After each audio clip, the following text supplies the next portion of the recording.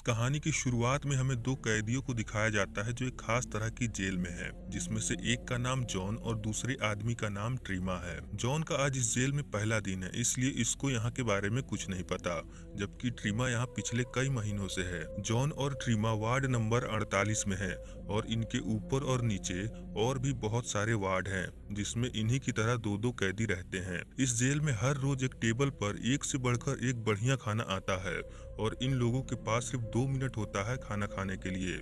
उसके बाद ये खाना नीचे की तरफ चला जाता है।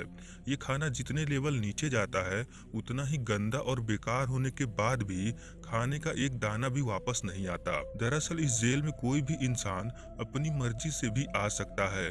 जैसे किसी को अपना नशा या कोई बुरी आदत छुड़वाना हो तो वो लोग भी इस जेल में आते हैं, और बाकी के लोग जो बाहर की दुनिया में किसी तरह का क्राइम किए हैं उन्हें दो ऑप्शन दिया जाता है, या तो वो सारी जिंदगी जेल में गुजारे या इस जेल में 6 महीने। टाइम पूरा होते ही उन्हें छोड़ दिया जाएगा। जॉन इस जेल में सिर्फ इसलिए आया था कि वो अपनी स्मोकिंग की आदत छोड़ सके, और ट्रीमा ने गुस्से में आकर अपने घर से टीवी को बाहर फेंका था, जिसकी वजह से एक आदमी मर गया, और उसी की सजा और अपने गुस्से पर कंट्रोल पाने के लिए इसने यहाँ आने का फैसला किया। एक और बात, यहाँ आने से पहले उन सभी लोगों का इंटरव्यू होता है, जिसमें ये लोग अपनी फेवरेट डिश के बारे में बताते हैं, ताकि उस टेबल पर जब खाना आए तब उसमें इनका फेवरेट खाना भी हो। और इन्हें अपने साथ कोई एक चीज अंदर लाने का परमिशन था, जिसमें जॉन ने अपने लिए एक किताब लेकर आया था और ट्रीमा के पास एक खतरनाक चाकू था। इन लोगों को हर महीने अलग अलग लेवल पर भेजा जाता है। आज जब ऊपर से खाना नीचे आता है तब ट्रीमा खाने के लिए उस पर टूट पड़ता है। इसे देखकर ऐसा लगता है कि ये कई दिनों से भूखा है। ये जॉन को भी जल्दी से खाना खाने के लिए कहता है, मगर जॉन ये खाना नहीं खाता क्योंकि ऊपर वाले लोगों ने सारा खाना जूठा कर दिया था। ये सिर्फ एक सेब लेकर अपनी जेब में रख लेता है ताकि ये बाद में खा सके। ट्रीमा खाने के बाद उसी खाने पर थूकता भी है।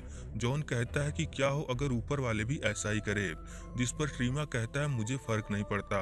तभी जॉन नोटिस करता है कि अचानक इनके रूम में बहुत गर्मी होने लगी है। ट्रीमा जॉन से कहता है कि हम लोग जल्द ही गर्मी से मर जाएंगे अगर तुमने वो सेब नीचे नहीं फेंका तो। इसका मतलब अगर ये लोग टेबल से कोई भी खाने की चीज अपने पास रखते हैं तो यहाँ का टेम्परेचर बदल जाएगा, या तो बहुत गर्मी होगी या बहुत ठंडी। ये जानकर जॉन ये सेब नीचे फेंक देता है, तब जाके यहाँ का टेम्परेचर नॉर्मल होता है। जॉन ट्रीमा से पूछता है कि यहाँ पर कितने लेवल हैं। ट्रीमा इसे बताता है कि ये पिछले महीने 132 पर था और नीचे कितने लेवल हैं इसे नहीं पता, मगर 132 लेवल पर खाना बिल्कुल भी नहीं पहुंचता, इसलिए लोग अपने ही पार्टनर को मार कर खाते हैं ताकि वो 1 महीना सरवाइव कर सके। ये सुनकर जॉन थोड़ा घबरा जाता है क्योंकि ट्रीमा के पास एक चाकू था।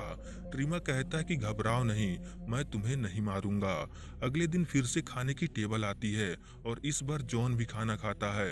तभी ये देखता है कि ऊपर से कोई इंसान नीचे कूदकर मर गया। ट्रीमा जॉन को बताता है कि ये सब होना यहाँ आम बात है, लोग अक्सर अपनी इस जिंदगी से परेशान होकर ऐसा करते हैं। अगले दिन जब फिर से खाने की टेबल आती है तब उसके ऊपर एक घायल लड़की बैठी हुई थी जिसका नाम मिहारू है।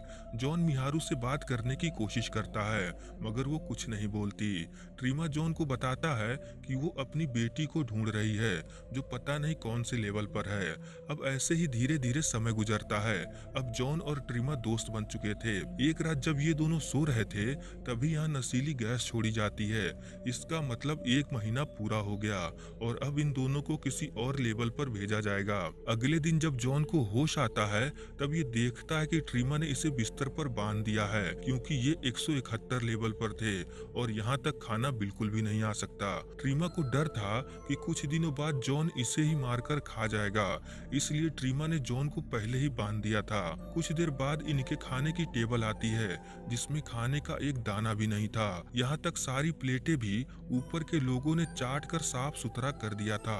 ट्रीमा जॉन से कहता है कि वो सिर्फ कुछ दिनों तक भूखा रह सकता है, फिर वो इसी को मारकर खाएगा। जॉन कहता है कि हम हम पानी पीकर भी रह सकते हैं। जिस पर ट्रीमा कहता है कि मुझे मालूम है कि तुम अपनी जान बचाने के लिए ऐसा बोल रहे हो। अगर मैं तुम्हारे जगह होता तो मैं भी शायद ऐसा ही कुछ कहता। अब ऐसे ही करते करते एक हफ्ता बीत जाता है और जब ट्रीमा को भूख बर्दाश्त नहीं होती तो ये अपने चाकू से जॉन को काट कर खाने वाला था, लेकिन तभी यहाँ मिहारू पहुंचकर जॉन की जान बचा लेती है। इसके बाद जॉन ट्रीमा को मार देता है ताकि वो इसे न मार दे। अब जब तक 1 महीना पूरा न हो जाए तब तक जॉन को यहीं रहना था, लेकिन अब इसके पास खाने के लिए ट्रीमा की बॉडी थी जिसे खाकर ये जी सकता था। धीरे धीरे समय गुजरता है और 1 महीने बाद फिर से वो बेहोशी की गैस छोड़ी जाती है। जॉन को जब होश आता है तब ये लेवल 33 पर था, जहां इसकी पार्टनर एक लेडी थी। इसके पास एक डॉग भी था। जॉन देखता है कि वो लेडी वही है जिसने जॉन का इंटरव्यू लिया था। इसका नाम ईमो है। ईमो इसे बताती है कि इसे एक गंभीर बीमारी है और ये जल्द ही मरने वाली है, इसलिए इसने फैसला किया कि ये इस जेल को एक्सपीरियंस करेगी, इसलिए वो यहाँ पर आई है। जॉन इसे बताता है कि यहाँ पर बहुत कुछ गलत हो रहा है। लोगों को खाना ना मिलने पर वो एक दूसरे को मार कर खाते हैं। ईमो कहती है अगर ये बात मुझे पहले पता होती तो मैं यहाँ बिल्कुल भी नहीं आती, लेकिन अब ईमो यहाँ कुछ बदलाव करना चाहती थी, इसलिए ये बहुत कम खाना खाती है और नीचे के लोगों को कम से कम खाना खाने के लिए बोलती है ताकि सभी को थोड़ा बहुत खाना मिल सके। मगर नीचे वाले इसकी बात नहीं मानते क्योंकि वो पिछले महीने बहुत नीचे लेवल पर थे और जब ये ऊपर आए हैं तो ये लोग कम खाना कैसे खा सकते थे। ईमो रोज इन लोगों से रिक्वेस्ट करती कि वो लोग कम खाना खाएं और नीचे के लोगों को भी ऐसा ही करने को बोले, मगर ये लोग ईमो की बात नहीं मानते। तब गुस्से में आकर जॉन नीचे के लोगों से कहता है कि अगर तुमने ऐसा नहीं किया तो ये खाने पर टॉयलेट कर देगा, जिससे तुम लोग भी खाना नहीं खा पाओगे। फिर क्या था, नीचे वाले जॉन की बात मानकर बिल्कुल वैसा ही करते हैं जैसा जॉन इनसे कहता है, मगर जॉन अपने से ऊपर वाले लोगों को नहीं समझा सकता था। ये सब ऐसे ही चल रहा था और एक दिन फिर से मिहारू उस खाने की टेबल पर दिखाई देती है जो बहुत बुरी हालत में थी। जॉन तुरंत उसकी मदद करता है। ये ईमो को बताता है कि ये अपने बच्चे को ढूंढ रही है, जिस पर ईमो कहती है वो झूठ बोल रही है, मैंने ही उसका इंटरव्यू लिया था और वो बिल्कुल अकेले आई थी। ये सब उसके दिमाग की कल्पना है। अगले दिन मिहारू फिर से टेबल पर बैठकर नीचे जाने लगती है, मगर जाने से पहले उसने ईमो के डॉग को मार दिया था, जिससे ईमो बहुत दुखी होती है। कुछ दिनों बाद फिर से बेहोशी का गैस छोड़ा जाता है और इस बार जॉन 202 लेवल पर था। ये देखता है कि ईमो ने अपनी जान ले ली है क्योंकि वो भूख से नहीं मरना चाहती और ये एक तरह से सही भी था क्योंकि इस लेवल पर खाना बिल्कुल भी नहीं पहुंचता। अब जॉन धीरे धीरे पागल होने लगता है। इसे वो दोनों भी दिखाई देने लगते हैं जो मर चुके थे, मगर किसी तरह ये अपने आप को कंट्रोल करता है और खाने के लिए ये ईमो का इस्तेमाल करता है। धीरे धीरे 1 महीने भी गुजर जाते हैं और जब जॉन की आंखें खुलती है तब ये लेवल 6 पर था। इसका मतलब अब इसे खाने की कोई परेशानी नहीं होगी। यहाँ पर बेन नाम का एक आदमी था जो अब इसका पार्टनर है। बेन के पास एक रस्सी थी जिससे ये चाहता था कि ये रस्सी की मदद से ऊपर पहुंच जाए, मगर ऊपर वाले लोग इसे नहीं आने देते। जॉन बेन को बताता है कि मैंने सोचा था कि यहाँ सिर्फ 200 लेवल हैं, मगर मैं गलत था, यहाँ पर 200 से भी ज्यादा लेवल हैं। इसलिए अगर हमें यहाँ से निकलना है तो हमें उस मेज पर बैठकर सबसे नीचे जाना होगा और जब वो मेज फुल स्पीड से ऊपर जाएगी तब हम भी उसके साथ ऊपर चले जाएंगे। ये सब सुनकर बेन इसकी बात मान जाता है और जब अगले दिन खाने की टेबल आती है तब ये दोनों अपने बेड से एक एक डंडा निकालकर टेबल पर चढ़ जाते हैं और ये फैसला करते हैं कि ये 50 लेवल तक किसी को भी खाना नहीं देंगे क्योंकि उन्होंने कल ही खाना खाया होगा और 50 से नीचे के लेवल के लोगों को थोड़ा थोड़ा खाना देते हैं ताकि सबको खाना मिल सके। कुछ लेवल नीचे आने पर ये देखते हैं कि वो लोग मिहारू को मार रहे थे। जॉन और बेन मिहारू को बचाने के लिए उनसे लड़ाई करते हैं जिसमें ये दोनों बहुत बुरी तरह से घायल हो जाते हैं। थोड़ा और नीचे आने पर इन्हें एक बुजुर्ग आदमी मिलता है जो काफी समझदार था।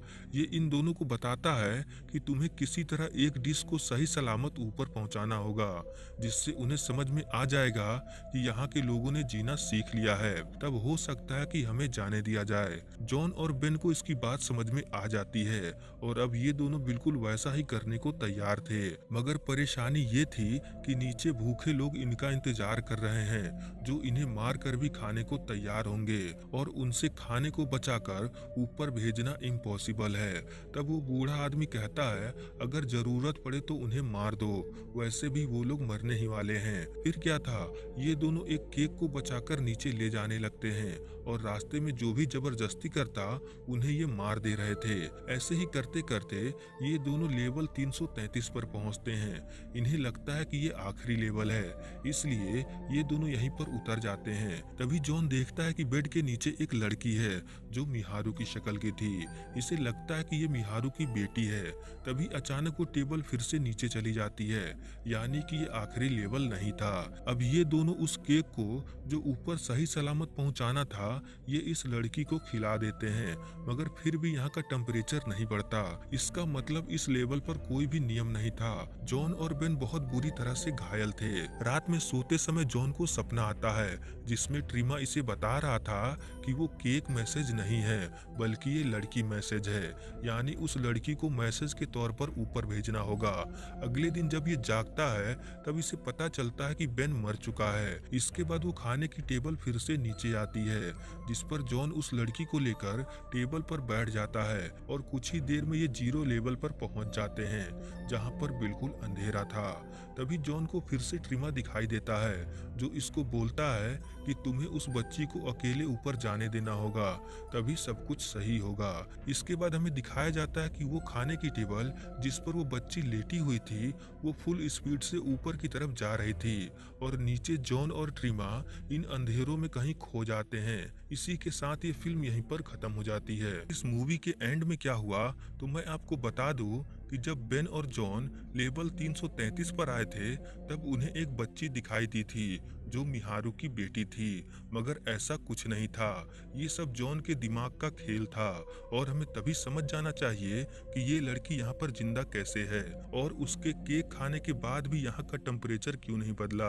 असल में हुआ ये होगा कि जब बेन और जॉन लेवल 333 पर आए थे तब वही लास्ट लेवल था और यहाँ तक आते आते बेन पहले ही मर चुका था और जल्द ही जॉन भी मरने वाला था। इसके बाद जो भी हुआ वो सब जॉन की कल्पना थी। असल में जॉन भी यहीं पर मारा गया और वो केक जो ऊपर पहुंचना था वो ऊपर भी पहुंच गया। इस मूवी के बीच में हमें एक सीन दिखाया गया था कि ऊपर जो लोग खाना बनाते हैं उनका जो लीडर है वो इस केक में किसी के बाल का टुकड़ा देखकर अपने सभी खाना बनाने वालों को बहुत डांट रहा था और ये वही केक था जो आखिरी लेवल से ऊपर आया था। मगर ये लोग उस केक को देखकर ये समझते हैं कि इस केक में किसी के बाल का टुकड़ा था, इसलिए नीचे के लोगों ने ये केक नहीं खाया और वापस भेज दिया, जबकि जॉन और बेन ने इस केक को एक मैसेज के तौर पर ऊपर भेजा था और ये सीन जानबूझकर मूवी के बीच में डाला गया था ताकि लोग कंफ्यूज रहें कि आखिर में हुआ क्या। वैसे आप लोगों को क्या लगता है कि मूवी के आखिर में क्या हुआ होगा? आप लोग मुझे कमेंट में बता सकते हैं। तो चलिए मिलते हैं किसी और वीडियो के साथ।